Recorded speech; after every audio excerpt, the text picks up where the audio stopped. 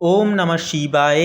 নমস্কার প্রিয় দর্শক বন্ধুগণ, কুম্ভ রাশি তথা কুম্ভ লগ্নের জাতক এবং জাতিকাদের ক্ষেত্রে এই চলরত ফেব্রুয়ারি মাসের 18 তারিখ থেকে 22শে ফেব্রুয়ারি এই যে সময়কালটি এক বিশেষ অভাবনীয় পরিবর্তনশীল সময়ের কিন্তু একটা ইঙ্গিত দিচ্ছে। কারণ আপনাদের লগ্নে কিন্তু এই সময় গোচর করতে দেখা যাবে রবি, বুধ, শুক্র এবং রাহু, এই চারটি প্ল্যানেটের একটি কিন্তু চতুর্গ্রহী বিশেষ যোগ সম্মেলন, যা আপনাদের লগ্নে কিন্তু সৃষ্টি হয়েছে, যা বিশেষ আপনার ব্যক্তিত্বে কিন্তু বিশেষভাবে আমূল পরিবর্তন আনবে, আমূল পরিবর্তন ঘটাবে। এই সময় আপনাদের দ্বিতীয় ঘরে অর্থাৎ ধন এবং বাণী স্থানে কিন্তু শনি মহারাজ অবস্থান করছে। পঞ্চম ঘরে বৃহস্পতি একান্তই কিন্তু আপনাদের ক্ষেত্রে বক্রী অবস্থায় কিন্তু গোচর করছে। সপ্তম ঘরে কিন্তু থাকবে কেতু, যা বিবাহ অংশীদারিত্বের ঘরে কিন্তু এই সময় গোচর করছে। পাশাপাশি বন্ধুরা, এই সময় দ্বাদশতম ঘরে কিন্তু মঙ্গল উচ্চস্থ অবস্থায় কিন্তু থাকছে। তো বন্ধুরা, এই যে প্ল্যানেটের এই যে অবস্থান এবং গ্রহগত এই যে অবস্থান, এটি কিন্তু সম্পূর্ণ কুম্ভ লগ্নের জাতক জাতিকাদের ক্ষেত্রে কিন্তু একটা পরিবর্তনশীল সময় কিন্তু আসার একটা ইঙ্গিত দিচ্ছে। আপনাদের ব্যক্তিত্ব থেকে শুরু করে প্রেম জীবন, কর্মজীবন, প্রত্যেকটা বিষয় কিন্তু গুণগত পরিবর্তন আপনারা বিশেষভাবে লক্ষ্য করতে পারবেন। তো বন্ধুরা, কোন কোন বিষয় থেকে আপনারা লাভবান হবেন, কোন কোন বিষয়গুলি থেকে একটা সতর্ক, কোন কোন বিষয় থেকে থাকতে হবে, থেকে চলতে হবে, পারিবারিক জীবন কেমন কাটবে, প্রেম সম্পর্ক কেমন কাটবে, প্রত্যেকটা বিষয় নিয়ে আপনারা কিন্তু আজকের এই পর্বে অবগত হতে পারবেন তথা জানতে পারবেন। তাই বলি, অবশ্যই আজকের এই আপডেটটি শুরু থেকে শেষ পর্যন্ত অবশ্যই আপনারা সম্পূর্ণরূপে দেখবেন। সম্পূর্ণ আপডেটটি দেখে ভালো লাগলে অবশ্যই একটি লাইক করবেন। কমেন্ট বক্সে এই বিষয়ে নিয়ে আরও যদি বিশেষ কিছু জানার থাকে অবশ্যই কমেন্ট করে লিখে জানাবেন। এছাড়াও নিজেদের ভক্তি এবং বিশ্বাস জ্ঞাপন করে লিখে যাবেন ওম নমঃ শিবায়, হর হর মহাদেব অবশ্যই লিখে যাবেন। দেবাদিদেব মহাদেবের আশীর্বাদে সমস্ত মনের ইচ্ছা, বাসনা, কামনা একান্তই পূর্ণতা পাবে। এছাড়া বন্ধুরা, একটি লাইক দিয়ে আমাদের এই চ্যানেলটিকে সাবস্ক্রাইব করে পাশে থাকতে ভুলবেন না। তো চলুন আজকের এই পর্বটি শুরু করা যাক। প্রথমে বলি, আপনার রাশির অধিপতি শনি বর্তমান দ্বিতীয় ঘরে অর্থাৎ পরিবার এবং ধনের স্থানে কিন্তু অবস্থান করছে, যার কারণে একটা গম্ভীর পরিবেশ তৈরি করবে, যার কারণে পরিবারের প্রতি আপনার দায়িত্ব একান্তই কিন্তু একটা যে শৃঙ্খলা, সেটা কিন্তু বৃদ্ধি পাবে।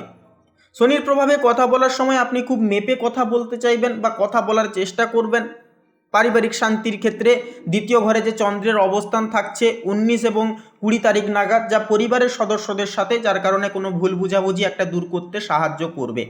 তবে এই সময় কিন্তু আপনাদেরকে বলবো, ইমোশনাল হবেন না, অর্থাৎ আবেগের বশে কোনো রকম কোনো সিদ্ধান্ত নেবেন না। কারণ আপনাদের দ্বিতীয় ঘরে যেহেতু চন্দ্র প্রবেশ করছে, যার কারণে পারিবারিক দিক থেকে কিন্তু আপনারা একটু ইমোশনাল থাকার একটা কিন্তু প্রবণতা দেখা যাবে। এমনকি এই সময় পরিবারের বয়স্কদের স্বাস্থ্যের প্রতিও কিন্তু এই সময় একটুকু বাড়তি নজর দেওয়াটাও কিন্তু প্রয়োজন হবে। প্রেম এবং দাম্পত্য জীবনের ক্ষেত্রে বলবো, লগ্নে শুক্রের অবস্থান থাকছে এবং সপ্তম ঘরে কেতুর দৃষ্টি প্রেমের ক্ষেত্রে এক রকমের কিন্তু রহস্যময় প্রভাব তৈরি করবে বা করতে চলেছে। লগ্নে শুক্র থাকায় আপনার আকর্ষণ শক্তি বৃদ্ধি পাবে, নতুন কেউ আপনার জীবনে একটা আসতে পারে। তবে একান্তই বলবো, রাহুর প্রভাবে কারো প্রতি অন্ধভাবে মোহগ্রস্ত হবেন না।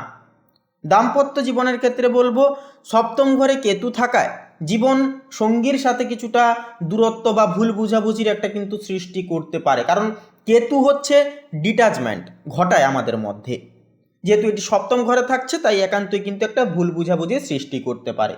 সঙ্গী হয়তো মনে করতে পারেন আপনি তাকে পর্যাপ্ত সময় দিচ্ছেন না, বা আপনার সেই ভাবনাটা আপনার একান্তই আসতে পারে। তো সেক্ষেত্রে বলবো 21 এবং 22 তারিখ নাগাদ পরিস্থিতির একটা কিন্তু উন্নতি ঘটবে, আবার ধীরে ধীরে কিন্তু বিশ্বাস এবং ভরসা কিন্তু আসতে শুরু করবে। ক্যারিয়ার এবং প্রফেশনাল লাইফের ক্ষেত্রে কথা বলি, দেখুন কর্মক্ষেত্রে এই সময়টি আপনার জন্য পরিবর্তনের বার্তা কিন্তু একদিক থেকে নিয়ে আসছে। নতুন পরিকল্পনা আপনারা কিন্তু করে উঠতে পারবেন, কারণ আপনার লগ্নে বুধ রবির অবস্থান আপনাকে প্রখর বুদ্ধি এবং নেতৃত্ব দেওয়ার ক্ষমতা দেবে, যার কারণে নতুন কোনো আইডিয়া কর্মক্ষেত্রে আপনাকে কিন্তু প্রশংসিত করবে। সতর্ক থাকার বিষয় হচ্ছে, দ্বাদশ ঘরে উচ্চস্থ মঙ্গল অবস্থান করছে, তাই একান্তই বলবো এর ফলে কর্মক্ষেত্রে কোনো গোপন শত্রু আপনার বিরুদ্ধে ষড়যন্ত্র করতে পারে। কোনো গুরুত্বপূর্ণ নথিতে এই সময় সই করার আগে ভালো করে অবশ্যই পড়ে নেবেন। সরকারি কাজের সাথে যুক্ত ব্যক্তিদের জন্য বলবো সময়টি অত্যন্তই শুভকর্ষীয় হয়ে উঠবে। এবারে আর্থিক দিক থেকে বলি, আয় এবং সঞ্চয় কিন্তু বৃদ্ধি পাবে। দ্বিতীয় ঘরে শনি থাকায় সঞ্চয় ধীরে ধীরে বাড়বে, ফালতু খরচ করার মানসিকতা একটা কিন্তু যেটা ছিল আপনাদের সেটা কিন্তু কমবে। তবে লগ্নস্থ রাহুর প্রভাবে হঠাৎ বড় কোনো বিনিয়োগের ঝুঁকি নিতে একটা কিন্তু ইচ্ছা হতে পারে, যা এই মুহূর্তে বলবো এড়িয়ে চলাই ভালো হবে। এমনকি লটারি ফাটকার দিক থেকে একটুকু দূরে থাকাও কিন্তু শ্রেয়বাঞ্চক হয়ে উঠবে। ব্যয়ের ক্ষেত্রে যেহেতু দ্বাদশ ঘরে মঙ্গল থাকছে, যার কারণে হঠাৎ কোনো বড় খরচের একটা সম্ভাবনা আছে।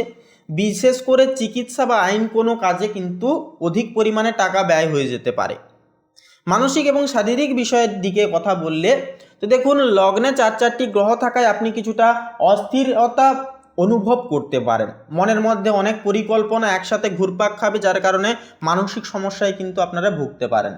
শারীরিক স্বাস্থ্যের বিষয় বলবো, লগ্নস্থ রবি ও রাহুর কারণে রক্তচাপ বা অনিদ্রাজনিত সমস্যা কিন্তু একটা হতে পারে। চোখের কোনো সমস্যা থাকলে অবহেলা করবেন না। 19 এবং 20 তারিখে চন্দ্রের প্রভাবে ক্লান্তিবোধও কিন্তু একটা হতে পারে।